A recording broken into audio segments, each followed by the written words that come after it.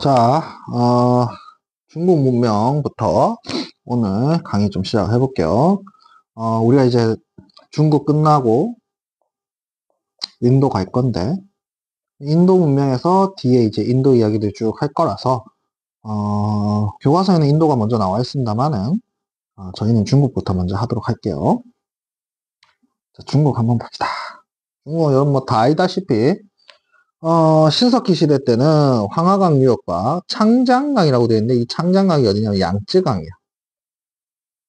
양쯔강. 자, 중국이, 아이고, 너무 막 그렸네요.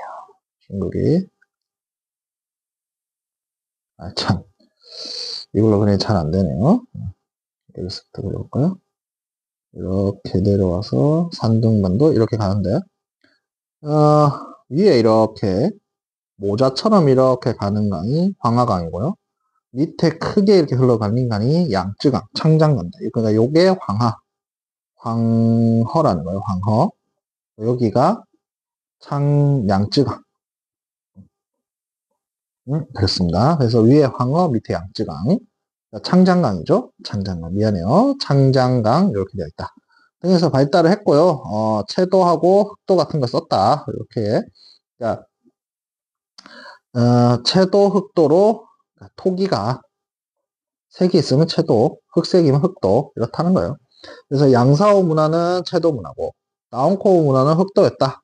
그래서 요 두 개가 합쳐져서 융산 문화, 흑도 문화가 발달했다. 요거 좀 기억해 주면 되는데, 창장강에서 이제 허무드 문화가 나오는데, 여기서 인류 최초의 변홍사가 시작되었다. 허무드 문화에서 인류 최초의 변홍사. 요거 좀 기억해 주면 좋을 것 같아요.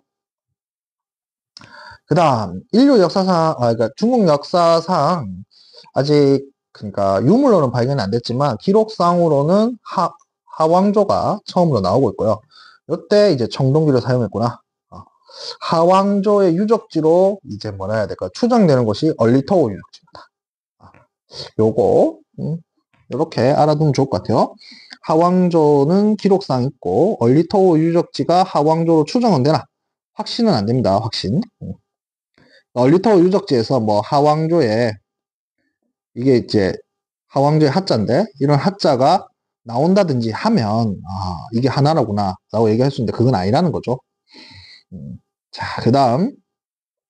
하왕조에 이제 다음에 나오는 게 우리가 아는 이제 상왕조입니다. 상왕조는 BC 1600년경 황하강 중류역에 등장을 하고요. 점을 쳐서 국가를 경영하는 신권 정치인데, 이때 이제 점을 뭘로 치냐면 각골문을 쳤다는 거죠. 이 각골문은 거북이 등껍질, 그 다음에 이제 소의 이렇게 뭐라 해야 될까요? 다리 쪽에 있는 이제 넓은 지역, 다리 쪽에 넓은 지역에 이제 이렇게 점을 이렇게 쿡쿡 찍어요.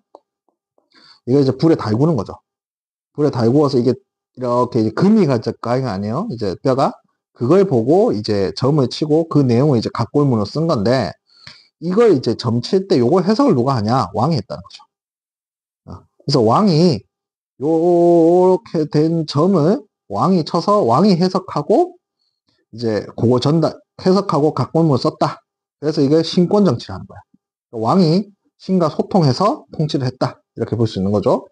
그 다음 은허 유적지에는 청동기, 무기하고 제기, 각골문 이런 게 나왔고요. 요 각골문 특히 중요해요. 시험에 잘 나오고. 여기 태음역입니다. 태음역. 그 전에 우리가 태음역 배운 거 있죠. 누가 있어요? 매소 있죠. 매소. 매소에서 태음역 썼죠. 그 다음에 순장풍습이 있습니다. 그러니까 왕이 죽으면 같이 다른 신하들이나 백성들도 같이 묻었다 이 얘기입니다. 순장풍습. 순장을 왜 했냐? 에 대해서는 두 가지 이유가를 들어요. 첫 번째는 계세 사상이 있어요. 계세 사상. 이게 자꾸 욕 같다고 하는 사람이 있는데 그게 아니고 계세. 이 개자 계속되다 할 때 개자잖아요. 그러니까 현재의 세상이 계속된다. 그래서 현재의 노비, 현재의 신하들도 같이 데리고 가고 싶어서 순장을 했다 하는 이야기가 있고, 두 번째는 다음 세대에 뭐라 해야 될까? 부담을 줄이기 위해서다.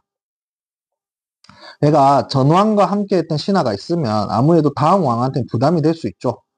내가 전대는 안 그랬는데 너는 왜 그렇게 하냐 이런 식으로 얘기를 한다든지 할 수 있잖아요. 그래서 그런 신하들을 이제 같이 데리고 간다. 전대 왕과. 요런 내용도 있습니다. 어쨌든 같이 꺼먹는 걸 우리가 순장을 한다. 한국사에서는 우리 부여에서 보셨을 거예요. 자, 지금부터 좀 중요해요. 상황조까지도 중요해요. 상황조에서는 신권정치, 각골문, 태음력, 순장 이런 게 중요했는데 이제 상나라가 이렇게 있고 주변에 이제 여러 누층적 지배구조 배웠죠? 이제 연결이 되어 있는 집단들이 있을 건데 이 집단들이 이제 상의 이제 지배를 받았겠죠? 근데 그 중에 하나가 주나라인 거예요. 이 주나라가 상나라를 공격을 합니다. 주나라가 상나라를 공격해서 왕의 자리에 이제 누가 올라가게 되냐? 여기 주가 올라가게 된 거예요. 자, 근데 문제는 뭐냐 하면, 그럼 생각을 해봐요. 상을 이제 이때까지 왕으로 모시고 있었던 사람들 입장에서 봤을 때, 요게 A, B, C들이 생각했을 때는, 아니, 주하고 우리하고 차이가 뭐지? 쟤가 왜 우리의 왕이 돼야 돼? 이런 생각을 할 거 아니에요? 그쵸? 그러니까 주나라는 내가 너희를 다스려야 되는 이유를 만들어야 되는 거야. 이게 중요해요, 지금. 앞으로 이런 것도 좀 중요하게 생각해야 되는데, 내가 너희를 다스리는 이유. 그게 뭐냐? 이게 중요한 거야. 그래서 그걸로 이제 나온 게 뭔지를 좀 천천히 해봅시다. 첫 번째는 BC 11세기경 상나라를 멸망시키고 호경을 도읍하고 황허강 유역을 지배했고 창장강 유역까지 세력을 넓혔는데 이 상을 멸망시키고 난 다음에 내가 너희를 지배해야 되는 이유 이렇게 되는 거죠. 그 이유는 뭐냐? 천명사상인 거예요. 천명사상. 하늘로부터 명을 받았다는 거예요. 야, 네가 하늘로부터 명받은 거 어떻게 하노? 모르잖아. 그걸 어떻게 하냐? 내가 덕치로서 다스리기 때문에. 내가 하늘로부터 왕으로서 임명받은 걸 알 수 있는 건 내가 주변 나라를 뭐로 다스리겠다? 덕으로. 잘해주겠다 이 말이에요. 내가 너한테 잘해줄 거야. 왜? 나는 하늘로부터 명을 받았으니까. 하지만 믿을 수 있어요? 없어요? 또 안 믿기는 부분도 있을 거 아니에요. 그래서 주나라는 뭘 했냐?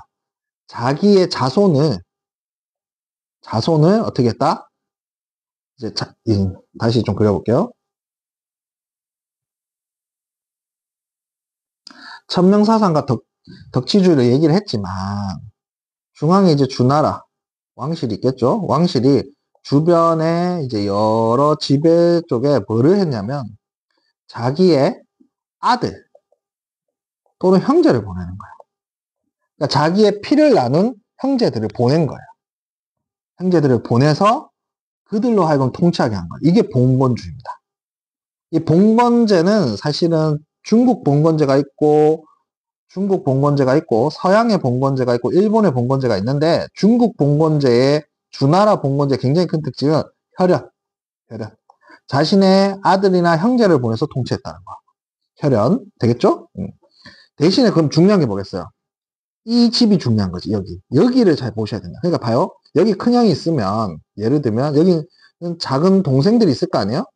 작은 동생들 누구 말을 잘 들어야 된다? 큰형 말을 잘 들어라. 큰 집이 중요하다. 이런 거. 사실 우리도 요거 좀 익숙하죠. 요거 종법이라 해요. 종법. 큰 집 이야기를 잘 들어. 종법. 되겠어요? 그래도 조금 이렇게 뭐라 해야 돼요? 이렇게 뭐 보내도 제가 또 딴 맘 먹지 않을까 이런 생각 할 거 아니에요? 감시를 보내야지, 감시. 그걸 감관이라 해요. 감관. 관관에 보내서 감시를 하기도 했습니다. 이후에 어떤 일이 일어날지 대충 예상할 수 있죠. 처음에 여기가 형이고 여기가 동생이었지만 그 다음 때는 어떻게 돼요? 사촌이 되죠. 그 다음 때는 6촌, 그 다음 때는 8촌, 그 다음 때는 16촌 뭐 이렇게 가는 거 아니에요. 그럼 점점 혈연이 멀어진다고요.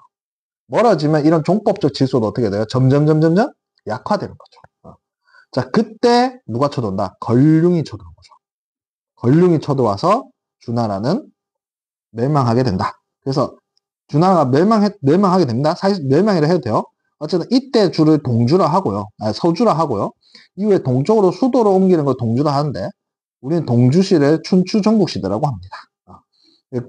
그렇게 기억하면 되는데 중요한 거 몇 가지만 다시 해줄게요. 두두두두두두두두. 중요한 거 몇 가지만 다시 하면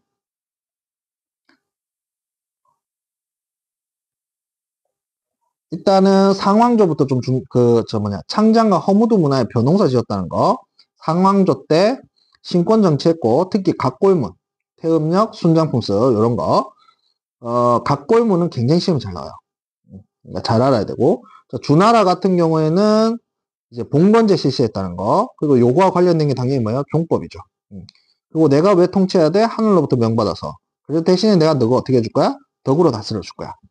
다 못 믿으니까 뭘 파견했어요? 강관을 파견했어요. 마지막으로 좀 알아두고 가면 좋은 게 바로 이 정전제입니다. 정전제란 뭐냐? 땅을 이렇게 해서 하나, 둘, 셋, 넷, 다섯, 여섯, 일곱, 여덟, 아홉 개로 나누어서 농사 지었다는 거야. 그래서 여덟 집이 하나씩 가져갑니다. 가져가고 마지막 중앙에 있는 거 있죠? 여기는 공동으로 농사를 짓는데 여기서 나는 소출물은 세금을 내는 거야. 요걸 우리가 정전제라 한다. 그래서 똑같이 땅을 나누어 가져가고 중앙에 있는 건 세금으로 낸다. 그래서 동양에서 공평한 토지 분배의 어떤 상징 같은 게 뭐냐? 이 정전제예요. 되겠죠? 두두두두두. 자, 그 다음, 인더스 문명 갑시다. 인더스 문명. 자, 인더스 문명은 인더스 강 유역에서 발달한 건데, 자, 인도는 이렇게 생겼죠. 역삼각형. 여기 흐르는 강이 뭐냐? 인더스 강이에요. 이쪽이 인더스 강. 이쪽으로 흐르는 강이 뭐냐? 겐지스 강. 그래서 이 인더스 강 유역에서 시작이 됐다. 모헨조라든지 하라파예요. 그래서 계획도시고요. 벽돌로 쌓은 성벽, 포장도로, 주택, 하수시설, 공중 목욕탕, 곡물창고 같은 게 등장합니다. 특징 중에 하나가 뭐냐면 신전이 없어요. 신전. 그러니까 우리 생각을 해보면 메소 같은 경우는 뭐 있었죠? 신전으로? 지구라트 있었죠. 이집트에는 뭐 있었어요? 피라미드가 있었잖아요. 근데 이 인더스 문명에 그게 없어요. 그래서 이 공중 목욕탕을 신전으로 쓰지 않았을까 하는 예상은 드나 어쨌든 신전이 없었다. 여기 만든 사람이 드라비드입니다. 드라비다인이 건설했을 거로 추정이 되고요. 청동기도 썼고 상형 문자도 썼고 인장을 썼어요. 요 인장. 동물 모양으로 된 인장이거든요. 근데 요 인장이 메소에서도 발견이 돼요. 그래서 두 지역이 뭐 했다? 교류했다라는 걸 우리가 알 수도 있습니다. 자, 아리아인들이 이동해 옵니다. 여기 주변에 있었던 아리아인들이 뭘 갖고 오냐? 철기를 가지고 와요. 철기. 그래서 이 인더스 유역을 만들었던 드라비다인들을 이제 지배하고 이쪽 지역에 이제 지배층으로 들어오게 되는데 중앙아시아 지역에서 유목 생활했고 1500년경 인더스강의 편자부 지역에 이제 정착을 하기 시작해서 서서히 넘어요. 갑자기 넘어온 게 아니라 서서히 넘어오기 시작하면서 1000년경에는 겐지스강 유역까지 그러니까 인도 북부 지역을 확보했다 이렇게 보면 돼요. 철제 농기구를 썼고 오늘 또 중요한 게 나오죠. 카스트 제도를 형성했다. 이 카스트 제도를 형성하면서 이 카스트 안에 자티라는 걸로 이제 세분화됐다 이렇게 되어 있는데 카스트 제도가 뭐냐면 신문제인데요. 맹위에 보통 우리가 네 가지를 얘기해요. 브라만 이렇게 되는데 그 밑에 크사트리아 그 밑에 바이샤 그 밑에 슈드라 그러니까 불가촉 천민이라고 있어요. 그러니까 대의면 안 되는 사람.